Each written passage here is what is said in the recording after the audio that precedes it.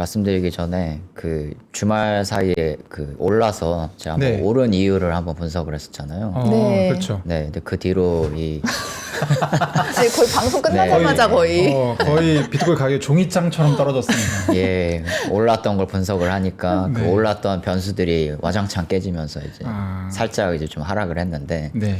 그럼 이제 또 하락한 이유를 또 분석을 해봐야겠죠. 네. 네. 그래서 또 제가 또 하락한 이유를 분석하면은 또 오를 수 있나요? 오를 수 있지 않을까. 네. 그럼 자세히 좀 네. 길게 분석을 해주세요. 네, 그렇게 기대를 하면서 한번 분석을 해보겠습니다. 좋습니다. 네, 좋습니다. 일단 보시는 것처럼 비트코인 가격은 이렇게 저희 월요일 이후로 좀 떨어진 상태인데요. 76,000달러, 77,000달러 선을 좀 지금 왔다 갔다 하는 것 같습니다. 단기적으로요. 네. 이제 오른 이유, 떨어진 이유, 첫 번째 이유가 뭐냐라고 보면은 제가 봤을 때는 다시 시장이 유가에 좀 집중하고 있는 것 같다. 네. 우리 한 2주 전만 해도 80달러 선까지 떨어졌잖아요. 그렇죠. 네, WTI 기준으로 보면 그 이후로 조금씩 계속 올랐습니다. 했더니 어느덧 100달러네 하면서 지금 다시 네. 굉장히 좀 고조되고 있는 우리 지금 미국 증시도 오늘 약간 안 좋았거든요. 네. 뭐 오픈 AI 뭐 이런 쪽으로 좀 안 좋은 이슈도 있긴 했지만 유가도 미국 증시 하락에 좀 영향을 미쳤다. 이렇게 지금 분석이 나오고 있는 상황입니다. 네. 기본적으로는 약간 그런 심리가 있었던 것 같아요. 그러니까 어쨌든 트럼프가 역봉쇄를 시작하고 네. 미국이 그리고 이란이랑 또 2차 휴전 협상에 대한 얘기가 뭐 얼추 또 끊이지 않고 계속 나왔었거든요. 네. 그래서 이거 될 것 같다. 이거 호르무즈 풀릴 것 같다. 그래서 이제 주식시장이 좀 버텼는데 사실 100달러라는 심리적인 이 장벽을 넘어가 버리니까 그저께부터 이제 비트코인이 좀 먼저 반영이 된 거고 미국 시장 같은 경우도 어제 한 1%포인트 정도 하락을 했죠. 나스닥 같은 경우가. 맞습니다. 네. 네. 그래서 이렇게 유가에 다시 집중하고 있는 상황이다. 근데 이제 그 유가에 대해서는 좀 장기적인 측면과 단기적인 측면을 봐야 될 것 같아요. 네. 근데 장기적인 측면 관련해서는 어제 굉장히 중요한 뉴스가 나왔습니다. 아주 큰 의미를 가지는 뉴스가 나왔는데요. 네. 이 아랍에미리트가 오펙하고 오펙 플러스 탈퇴한다. 5월 1일부로 탈퇴한다. 이렇게 발표를 했습니다. 이게 굉장히 중요한 의미를 가지는 게 아랍에미리트 같은 경우는 약 60년 만에 탈퇴하는 거거든요. 오펙 같은 경우에는. 네. 네. 그래서 석유 카르텔이 깨진다. 이 원유 시장이 재편된다. 이런 식으로 지금 주요 매체들이 다 일제히 지금 보도를 하고 있는 상황입니다.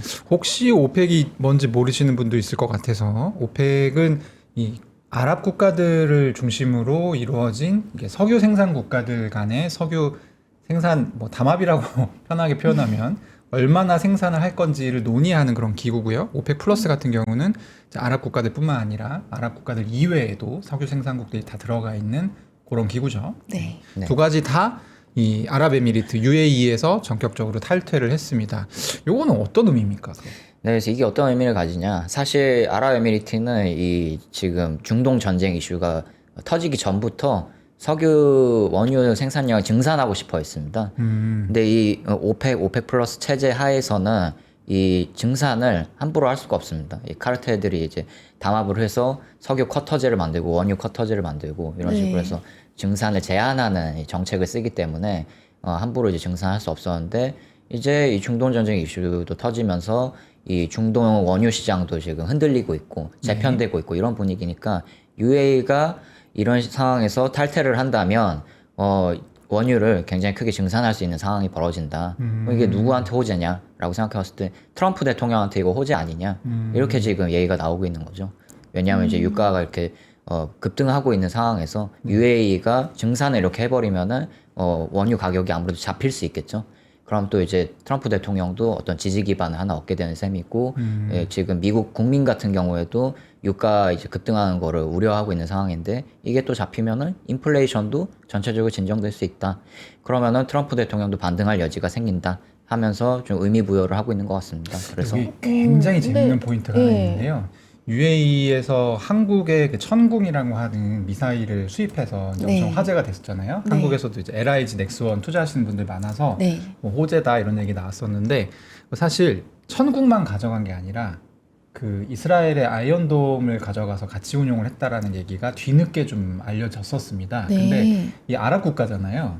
아랍 국가들은 이스라엘을 싫어해요. 그래서 이스라엘이 전쟁을 제외하고 네. 아랍 국가 안에 그러니까 이스라엘 군대가 들어가서 이제 그 작업을 해줬어야 됐을 테니까 네. 그 작업을 해준 게 몇십 년 만의 일이라고 하더라고요. 그래서 지금 어떻게 보고 있냐면 이 아랍 국가들이 지금 약간 편이 나눠지고 있는데 UAE가 미국이랑 이스라엘이랑 좀 특수관계를 맺고 싶어하는 것 같다. 이런 정도의 얘기가 사실 어제 오펙 플러스 오펙 탈퇴와 함께 좀 얘기가 나왔었습니다. 네. 네, 근데 궁금한 게 있는데, 근데 네. 단기적으로 봤을 땐 아까 말씀하신 대로 조금 유가가 내려갈 수는 있겠지만 장기적으로 봤을 때는 변동성이 오히려 더 커질 수 있는 리스크도 있는 거 아닌가요? 요게 이- 이제 단기적으로 봤을 때는 어차피 호르무즈가 막혀 있어서 그 UAE는 두 군데서 원유가 나가거든요. 호르무즈 네. 안쪽에서도 항구가 있고 바깥쪽에도 항구가 있긴 한데 이 좀 제한됩니다. 여기로 나가는 물량은. 그래서 여기로 뭐 더 이상 지금보다 더 많은 물량을 한꺼번에 내보내기는 어려울 것 같고 오히려 단기보다는 장기적으로 봤을 때 네. 이거는 이제 기름을 그만큼 많이 생산해서 뿌리겠다라는 의도로 해석이 된다는 거죠. 네, 그래서 네. 말씀 주신 대로 장기적으로 봤을 때는 시장은 호재라고 보고 있는 것 같은데 네. 문제는 단기적인 측면입니다. 이런 되게 중요한 뉴스가 나왔음에도 불구하고 유가는 지금 그렇게 크게 떨어지지 않았거든요. 물론 이제 UAE가 이렇게 전격 탈퇴한다 발표했을 때는 한 원유 가격이 102달러 정도까지 갔다가 98달러 정도까지 일시적으로 떨어졌습니다. 근데 거기서 더 떨어지진 않고 지금 100달러 사이를 지금 왔다 갔다 하는 상황인데 그럼 단기적으로는 시장이 좀 안 좋게 보고 있다는 얘기겠죠. 네. 네. 그 얘기는 이제 대표님이 말씀해 주신 대로 일단 호르무즈 해협 그리고 항구 봉쇄 이슈가 있는 것 같습니다. 이 이슈는 여전히 살아있기 때문에 특히 이 이란 같은 경우에는 호르무즈 해협 관련해서 통행료를 거두려고 하고 있고 네. 지금 법안까지 지금 발의한 상태잖아요. 그런 상황에서 스콧 베센트 재무장관이 또 엄포를 놓은 상황입니다. 이거 통행료 지불하는 나라들은 우리가 제재 조치 취할 수 있다. 이렇게 지금 하고 있는 상황이어서 지금 원유 이제 수입 국가들은 이도저도 못하는 지금 굉장히 어려운 상황에 처해 있습니다. 그러다 보면 석유 공급을 받기 굉장히 어려워지겠죠. 원유 공급을. 네. 그러다 보니까 단기적으로는 여전히 좀 풀리지 않을 것 같다라는 시장 우려가 좀 더 큰 상황이어서 이렇게 유가가 좀 진정되지 않고 있는 게 아닌가. 그게 또 시장을 분석하고 있습니다. 네. 네. 이 봉쇄를 하고 있는 것에 대해서 트럼프 대통령이 굉장히 만족스러워하는 듯한 내용의 또 SNS 글이 저희 방송하기 직전에 또 올라오기도 했습니다. 그것까지 잠깐 소개해 주시죠. 네, 그래서 트럼프 대통령이 또 트루스 소셜에 또 네. 하나 글을 올렸는데 이란이 방금 우리가 붕괴 상태에 있다고 통보했습니다. 이렇게 또 얘기를 했습니다. 근데 여기서 스피커가 누구인지는 정확히 밝혀지지 않았습니다. 뭐 이란 측에서 우리가 그죠. 우리 스스로 붕괴 상태입니다. 이렇게 한 게 좀 이상하긴 하잖아요. 네. 근데 아무래도 그쵸. 뭐 추정하기로는 이란 내에서도 지금 말씀드렸다시피 여러 가지 지금 내분을 겪고 있는 상황이라고 보도가 나오고 있잖아요. 그 중에서 약간 친미 쪽의 스피커가 이런 얘기를 한 게 아닌가라는 지금 추정은 나오고 있습니다. 다만 트럼프 대통령은 정확히 누구다라고 밝히지는 않은 상황이고요. 그래서 이제 또 조만간 또 종전 얘기가 나올 수 있는 게 아니냐 이런 기대도 일각에 있는 것 같고요. 네. 또 우리가 지금 원유 얘기를 했는데 네. 지금 또 원유 관련해서 하나 또 얘기 나온 거는 미국 측에서 이란이 지금 지금 봉쇄를 당한 상태잖아요, 미국한테. 네. 그러다 보니까 원유 수출을 못 하고 있습니다, 지금. 그래서 떠다니는 유조선까지 지금 창고로 활용을 하면서 원유를 저장하고 있는 상태인데 그것마저도 지금 포화 상태다. 저장 시절이 좀 있으면은 폭발한다라는 얘기가 트럼프 대통령 입으로부터 나왔습니다. 네. 근데 이게 문제는 뭐냐면은 더 이상 저장을 못 하게 되면은 석유 지금 시추하는 거 중단하게 되잖아요. 그러다 보면은 원유 중단했다가 다시 가동하면은 한 번에 끌어올리기가 또 쉽지 않고 일부 유전 같은 경우에는 영구적으로 못 쓸 수도 있다고 하더라고요. 네. 아, 그렇게 한번 관두면 영구적으로 못 쓰게 되는 경우가 생기는 거예요? 네, 그래서 요게 맥락이 약간 있는데 어떤 네. 거냐면 이란 같은 경우는 원유에 뭐가 많이 포함이 돼 있어요. 황이라든지 이런 물질들이. 그래서 네. 저도 만져본 적은 없는데 이란산 원유가 되게 끈적끈적하대요. 약간 카라멜처럼. 그렇죠. 이제 보통 이제 우리 영화 같은 데서 보면 이렇게 유전에서 석유 터지는 거 땅에서 이게 뿜어져 나오잖아요. 보통 그렇게 이제 유전에서도 석유가 뿜어져 나오면 그걸 이제 받아서 저장을 하는 그런 방식인데 이란 같은 경우는 이게 가만히 있으면 끈적끈적해서 뿜어져 나오질 않기 때문에 빨아들여서. 여러 가지 방법을 씁니다. 네. 뭐 물을 넣던지 아니면 이런 식으로. 아. 네. 그래서 사실 이걸 잠가 놓게 되면 이 안에서 이게 굳는 거예요.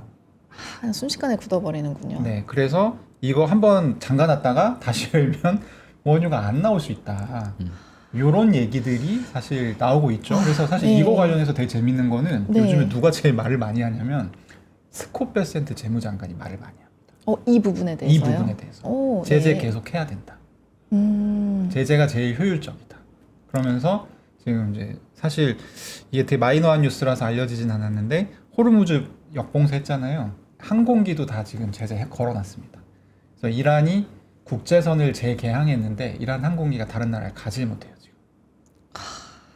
진짜 막 어떻게 오도 가도 못하고 완전히 봉쇄가 돼버렸네요. 그냥 네, 네, 그래서 국제적으로. 뭐 되게 재밌는 뉴스, 재밌다고 네. 할 수는 없겠지만 또 흥미로운 뉴스들도 많이 나오는 게 이란이랑 국경 맞대고 있는 터키가 있거든요. 네. 이란 사람들이 터키로 몰래 국경선 넘어가서 거기서 식용유를 사오고 있대요. 오히려 식용유가 없어서. 식용유를 사와야 되는 순간에 놓여 있는 네, 거예요. 그래서 식용유를 네. 이렇게 말하자면 떼다가 파는 거죠. 그걸 생계가 유지가 된대요. 프리미엄이 네. 많이 붙어가지고 식용유에. 어쨌든 압박은 엄청나게 느껴지고 있네요. 네. 네. 그래서 뭐 지금 쭉 설명해 주셨는데 네. 그러면은 만약에 편집자님 가설대로라면 원유 가격이 조금 올라가서 네. 비트코인이 지금 좀 해롱해롱 거리고 있지 않습니까? 네. 그러면 원유 가격이 내려가면 다시 좀 반등할 수 있는 여지가 있다고 보시는지? 일단 그 변수 하나만 놓고 보면은 당연히 원유 가격이 내려가면은 비트코인 같은 위험 자산들은 반등할 여지가 있다고 보여지고 네. 좀 일단 이란 쪽에서는 이렇게 미국이 뭐 좀 있으면 이란 정부 붕괴합니다 이렇게 말하고 있음에도 이란 쪽 스피커에서는 전쟁 아직 끝나지 않았다. 우리는 조만간 새로운 표적을 정해가지고 네. 다시 공격할 거야 이렇게 또 얘기한 상태입니다. 근데 이렇게 뒷단에서 뭐 석유 원유 시설도 이제 얼마 남지 않았다. 뭐 스콧 베센트도 계속 제재 조치하는 게 제일 효과적이다. 얼마 안 남았다. 이런 식으로 얘기하니까 이 뒷단에서는 미국도 중간 선거 이슈 때문에 이란도 경제적인 문제 때문에 곧 어느쯤 뭐 몇 주 수주 내 정도로는 어느 정도 좀 종전 얘기가 나오지 않겠느냐. 일단 호르무즈 해협은 열릴 거다. 네, 네. 그렇게 또 이렇게 보고 있는 것 같습니다. 그래서 당분간은 좀 원유 가격 추이에 따라서 네. 위험 자산도 출렁이지 않을까 싶은데 문제는 또 디지털 자산만의 문제도 있죠. 네. 그래서 이것도 좀 디지털 자산 시장 하락에 영향을 준 것 같습니다. 어떤 문제입니까? 네, 역시나 그 클래리티 법안인데, 네, 지금 톰 틸리스 상원 의원이 계속 지금 핵심 인물로 부상을 하고 있습니다. 예, 여러 미국 매체에서도 계속 보도를 하고 있고요. 네. 네, 지금 여기 뭐 말년 병장이라고 제가 표현을 했는데, 지금 톰 틸리스 의원 같은 경우는 재선에 나서지 않을 예정이라서 이미 발표를 한 상태라서 지금 임기가 얼마 남지 않은 상태입니다. 제일 무서운 사람이죠. 네. 뒤가 없는 사람인 거 아닙니까? 그러니까 웃고 있는데 무섭네요. 네, 섬뜩합니다. 이제 모든 이해관계를 이제 초월하고 정가의 이해관계를 초월하고 이제 퇴임을 앞두고 있는 상황인데. 네. 초월한 거 맞나요? 확실한가요? 근데 또 이런 얘기도 있습니다. 뭐 보도가 네. 한 몇 주 전에 나오긴 했는데 네. 그 은행이 지금 톰 틸러스 의원한테 접근하고 있다, 로비를 펼치고 있다 이런 보도가 나온 지 몇 주 뒤에 지금 클레이트 법안에 반대하고 있는 상황이라서 은행 쪽에 넘어간 게 아니냐 뭐 이런 얘기도 있기는 합니다. 네. 그래서 그런 상황인데 아무튼 문제는 이 톰 틸리스 의원이 공화당 상원 의원이고 그 중에서도 상원 은행이 소속 지금 의원이거든요. 네. 근데 보면은 상원 은행 의원 여러 번 말씀드렸지만 공화당 13명에 민주당 11명입니다. 근데 이분만 넘어가도 12대 12 동수가 나올 수 있습니다. 네, 그러다 보니까 동수로 됐을 때는 표결이 통과가 안 되거든요. 그래서 계속해서 상원은행에 계류되다가 끝날 수도 있다. 이런 위기감이 조성된다는 측면에서 시장은 톰 틸리스 의원 몇 달 전까지만 해도 이 초당적 합의 이끌어내면서 클레이티 법안의 키맨이다 이렇게 얘기를 하고 있었는데 이제 엑스맨 된 거 아니냐 뭐 이런 얘기도 있고요. 그리고 왜 최근에 반대하냐? 엊그제 같은 경우에는 뭐 공직자 윤리 조항 이거 포함돼야지 클레이티 법안 찬성할 수 있다 이렇게 맞아요. 톰 틸리스 의원이 얘기를 했었죠. 어제 방송에서도 얘기를 했던 걸로 아는데요. 그런데 이제 오늘 나왔던 얘기는 또 다른 얘기입니다. 어떤 얘기를 했냐면요. 이 플랫폼, 디파이 플랫폼들 있잖아요. 그 디파이 플랫폼들을 만든 개발자들이나 회사들이 있을 텐데, 개발자들이나 회사는, 만든 회사들은 죄가 없다. 그걸 이렇게 불법적으로 이용하는 이용자들이 문제지, 이걸 만든 사람들은 죄가 없다라는 조항을 이 클레이티 법안에 포함을 시킨 겁니다. 근데 네. 이거에 대해서 지금 지적을 한 거예요. 톰 틸리스 의원은. 이 만든 사람들이 죄가 없다고 이렇게 단정해버리면 조항에 이렇게 명시적으로 넣어버리면은 진짜로 이 개발자들이 어느 정도 연루가 돼 있을 때 그 문제를 이렇게 정확히 삼을 수 없지 않느냐. 이 조항은 삭제해야 된다. 이렇게 또 얘기를 한 거예요. 그러다 보니까 이게 또 여러 가지 조항이 엮이면서 이 클레이티브 법안 될 확률이 낮아지는 게 아니냐. 이런 시장 우려가 확산되면서 이렇게 비트코인이나 디지털 자산이 지금 떨어지고 있는 게 아니냐. 그런 반응이 있습니다. 정확히 어떤 얘기를 하셨는지 약간 궁금하긴 한 게 사실 미국에서는 뭐 어떤 어플을 쓰던 어떤 플랫폼을 쓰던 유저들이 만약에 이런 불법적인 행위를 하고 있다라고 하면 그 부분에 대해서 그걸 알게 됐을 시에 개발자나 그 뭐 회사 대표나 뭐 회장이 이렇게 관여를 해서 그걸 막아줘야 된다는 그런 법이 있단 말이죠. 근데 이렇게 되면 그러니까 왜 이렇게까지 얘기를 했을까 잘 궁금하네요. 디파이라서 그렇게 이제 정의를 한 것 디파이라서. 같은데요. 그렇죠. 이제 그거는 네. 말하자면 명확하니까. 금융기관이 네. 책임 소재를 물을 수 있는 기관이 있어서 문제인데 디파이는 그게 없고 그냥 그래서 뭐 굳이 찾자면 개발자 정도? 근데 개발자가 그거를 인지할 수도 없는 거고 그렇죠. 개인 개발자인 그렇죠. 경우엔 특히나 그러면은 그렇군요. 사실상 이제 이거는 개발자한테 디파이를 프로토콜을 만들지 말라라는 얘기이기 때문에 굉장히 뜨거운 이슈였고요. 사실 올해 1, 2월 정도에 이미 정리가 됐습니다. 근데 이 얘기를 왜 또 하는 더 거예요? 이상 하고 있지 않았어요, 사실은. 네. 근데 갑자기 야 그래? 뭐 우리 다시 다 얘기해봐. 막 이러면서 아이 톰 틸리스 의원 왜 톰 이러시는 틸리스 거예요? 의원이 뭔가 지금 시간 거꾸로 달리고 있습니다. 톰 틸리스 의원의 시간은 거꾸로 간다. 아 그렇죠. 맞습니다. 그래서 네. 이 시장은 이 톰 틸리스 왜 이러는 거냐 하면서 지금 네. 미국 이 네티즌들도 지금 난리가 난 상태고 지금 보시는 것처럼 어마어마한 지금 댓글들이 쏟아지고 있습니다. 톰 틸리스 의원을 향한 볼멘 소리가 지금 쏟아지고 있는 상황이고요. 그래서 이게 또 어떻게 또 톰 틸리스 의원이 입장 정리를 하느냐에 따라서 클레이티브 법안도 5월 한 달 동안 많이 또 변수가 되지 않을까 그렇게 또 보고 있습니다. 아 밑에 굉장히 댓글 화가 많이 보니까 났네요. 뱅크 오브 아메리카가 톰 틸리스 의원의 지역구에 있나 보네요. 네, 네, 맞습니다. 네. 그래서 야, 네. 이게 또 이렇게 연결이 되네요. 네. 아까 제가 말씀드렸던 것처럼 은행이 접촉한 후에 톰 틸리스 의원이 달라졌다 이렇게 얘기를 했는데 또 거기에 대해서 또 네티즌들이 또 그런 의혹을 좀 제기를 하고 있는 상황입니다. 네. 그러면은 뭐 어떻게 방법이 없습니까? 이거 굉장히 안 좋은 뉴스 같은데. 그러니까요. 이게 네, 많이 자꾸 안 말을 좋은 뉴스죠. 네, 네. 더 하는데 결국 제가 봤을 때 톰 틸리스 의원이 좀 달라져야 될 것 같습니다. 왜냐면 케빈 워시 의원, 케빈 워시 연준 후보 같은 경우에도 네. 그 처음에는 반대를 했다가 이제 수사가 종료됐네. 그럼 이제 나 찬성하겠습니다. 네. 이렇게 톰 틸리스 의원이 입장 선회를 했잖아요. 그럼 뭐 어떻게 해야지 찬성하는 겁니까? 제가 봤을 때 지금은 이 네. 디지털 자산 로비 세력들이 잘 지금 대응을 해야 된다. 아 돈을 네. 많이 써야 된다. 네, 돈을 쓰던지 아니면은 톰 틸리스 의원의 명분을 사라지게 할 어떤 협상 카드를 내놓는다든지 그렇죠. 케빈 워시 때처럼 네, 그런 지금 상황이 된 것 같습니다 지금. 네. 뭘 얻으려고 이런 발언들을 하고 있을까? 그 심리를 알면 저희가 좀 어떻게 해결을 일단 해볼 상원 텐데. 의원이 끝나고 뭐 좋은 직장을 또 재취업하는 기회가 될 수도 있는 거고 뭐 여러 가지가 있겠죠. 그래서 네. 지금 미국의 디지털 자산 기업들이 돈을 좀 많이 써야 되는 타이밍인 것 같네요. 네, 맞습니다. 네. 로비를 좀 해야 된다. 정책 관련해서는 사실 요 행사도 굉장히 좀 중요한 행사죠. 역대 뭐 트럼프 대통령도 저번 때 2024년 행사에서는 직접 네. 발언을 하기도 했었고 비트코인 2026 행사가 오늘부터죠. 27일. 어제인가요? 한국 시간으로 한국 시간으로. 어제부터 했습니다. 네. 네, 열렸는데 여기서도 정책적 발언이 좀 나올 것으로 기대가 많이 되고 있습니다. 네, 그래서 실제로 나왔습니다. 그래서 우리 지금까지 떨어진 이유에 대해서 분석만 했는데 네. 뭐 또 이거는 또 좋은 소식입니다. 사실은 보면은 이 비트코인 컨퍼런스에 뭐 많은 연사들이 나오는데 뭐 마이클 세일러, 뭐 잭 도시 등등 뭐 이렇게 비트코인 옹호론자들도 많이 참석을 하고 올해 컨퍼런스 같은 경우에는 뭐 규제 관계자들도 굉장히 많이 참석을 해서 화제가 됐었습니다. 근데 여기서 이제 규제 관계자들이 한 입에서 중요한 얘기가 나왔던 건데요. 저희 그 패트릭 위트 백악관 디지털 자산자문위원회 사무총장 이분이 굉장히 디지털 자산 옹호론자 중에 한 분이다라고 수차례 이제 얘기를 드렸는데요. 이분이 또 비트코인 컨퍼런스에 나와서 이런 얘기를 했습니다. 1년 전 이슈를 오랜만에 또 이제 갖고 오셔가지고 예, 우리 1년 전에 트럼프 대통령의 행정명령으로 비트코인을 앞으로 정부 전략 비축 자금으로 삼겠습니다. 이렇게 얘기를 했습니다.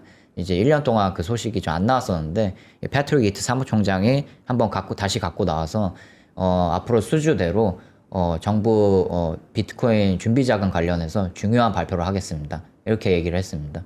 근데 문제는 뭐 이렇게 알맹이는 없습니다. 예, 정확히 무슨 중요한 발표냐라고 했을 때 그건 얘기를 안 했는데 어쨌든 이 백악관 디지털 자산 자문위 사무총장 입에서 중요한 발표가 있습니다라고 하니까 또 시장 관심이 모인 거죠.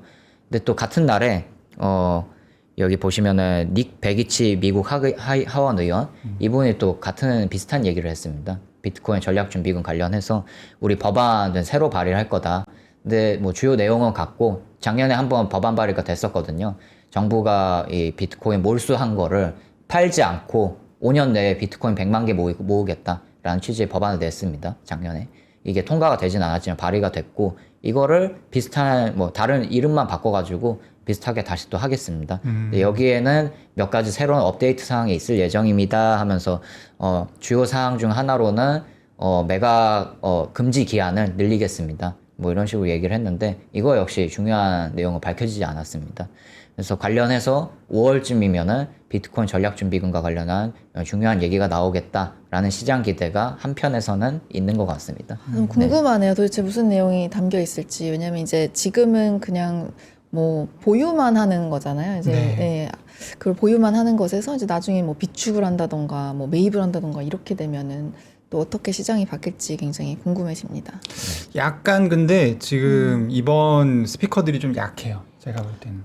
누가 특히 약한가요? 그러니까 저 원래 이런 거 이제 너무 재밌는데. 원래 이 스피커들은 네. 다 오는 사람들이 매년 온 사람들이고 봤던 얼굴이다 이거예요. 그렇죠. 이제 미국의 정가에서 누가 오느냐가 사실은 핵심인데, 그러니까 과거 같은 경우에는 이제 도널드 트럼프 대통령 네. 그리고 당시에 이제 대권 후보 중에 하나였던 또 케네디 후보도 참석을 했었고요. 네. 그때 이제 카말라 해리스도 참석을 하라고 그래서 3명이 다 올 뻔했는데 그 해리스 쪽에서 막판에 틀어가지고 이제 참석을 안 했었고요. 네네. 그때하고 비교하면 신시아 루미스도 계속 오는 인사. 그리고 이제 에릭 트럼프는 요즘에는 거의 조금 너무 많이 노출이 되기도 했고 채굴도 좀 하고 있고. 신빙성, 신뢰성이 좀 많이 네. 떨어진 그런 인사고 지금 이 패트릭 위트 같은 경우도 이분은 저는 좋아해요. 이렇게 왜요? 코인에 좋은 얘기를 계속 해주거든요. 음. 근데 이게 뭔가 말이 좀 앞서는 타입이에요. 누구죠? 지금 방금 말씀하신 패트릭 게 누구죠? 위트. 네네. 그래서 요거는 좀 봐야 됩니다. 저희가 어떻게 될지 좀 봐야 될 것 같고. 네. 네. 저도 하나 덧붙여서 말씀드리고 싶은 게 제가 방송에서도 몇 차례 말씀드렸지만 신시아 러미스 상원 의원하고 패트릭 사무총장은 진짜 워싱턴 정가 중에서도 극단적인 네. 디지털 자산 옹호론자이기 때문에 안 그래도 좀 미국인들이 립 서비스가 있기는 하잖아요. 근데 거기에 좀 덧붙여서 이분들은 그 네. 중에서도 디지털 자산을 극단적으로 옹호하신 분들이기 때문에 항상 이분들이 말하는 거에 한 50% 정도는 깎아서 그렇죠. 들어야 될 필요는 톤 있습니다. 다운을 해야 됩니다. 네. 아, 거기에 덧붙여서 네. 지금 시장이 기대하고 있는 건 사실 비트코인 정부가 비트코인 몰수한 거 매각 금지하는 건 사실 작년에 된 거잖아요. 그렇죠. 예, 근데 여기에서 더 앞선 건 뭐냐? 정부가 어떻게 비트코인을 뭐 추가 매입한다든지 이런 소식이 아닐까라는 거를 지금 시장을 기대하고 있는 거거든요. 근데 사실 거기에 대한 언급은 지금 없는 상태라서 그렇죠. 네. 네. 생각보다 별게 아닐 수도 있다라는 것도 좀 같이 좀 견지를 해야 되지 않을까. 네. 그렇군요. 네. 오늘 네. 뭐 마지막 소식 짧게 그러면 이 저번에 소개해드렸던 이 켈프다오 네. 해킹으로 인한 크립토판 금모으기 운동 네. 의도가 굉장히 많이 모였어요. 해킹된 너무 많이 금액보다 모인 거 아니에요? 네, 이제 해킹된 금액보다 더 네. 많아졌는데 지금 네. 어떻게 된 겁니까? 그래서 이더리움 생태계에서 이제 금 모으기가 아니라 이더 모으기가 된 거죠. 네. 그래서 잘 성공적으로 된 것 같습니다. 지금 해커가 빼돌린 금액이 10만 5천 이더리움 정도로 지금 추정이 되고 있는데 그걸 상회하는 13만 개 정도가 지금 모인 상태라서 많이 모였네요. 네, 그래서 지금 상회하는 금액이 모였다, 잘 되고 있다. 그렇게 좀 볼 수 있을 것 같습니다. 해킹 한 번 더 당해도 되겠네요. 근데- 3만 7천 개 정도. 약간 꽁 이더리움이 생기니까. 3만 7천 개 남았잖아요 지금. 네. 근데 뭐 하는 그래도 신뢰는 많이 잃었으니까 그게 이게 문제인 과연 것 정말 같습니다. 얻은 게 많은 건가라는 거는 잘 아무튼 모르겠습니다. 이 돈을 어떻게 쓸지도 좀 관심이 맞아요. 갑니다. 네. 네. 네, 네, 오늘 말씀 감사합니다, 박상현 편집장님. 네, 감사합니다. 감사합니다. 네.